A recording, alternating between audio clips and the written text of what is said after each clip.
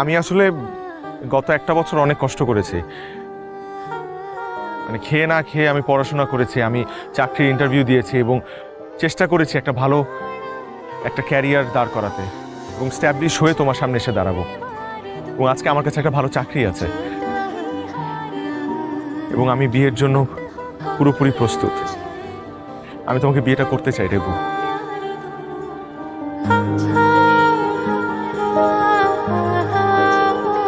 রেবু, কিছু বলো। দেখেন, আমার মনে হয় আপনার কোনো মিসআন্ডারস্ট্যান্ডিং হচ্ছে। আমি সবসময় আপনাকে আমার গার্জিয়ান হিসেবে দেখেছি, এর বাইরে কোনো ফিলিংস আপনার জন্য আমার নেই, ছিল না।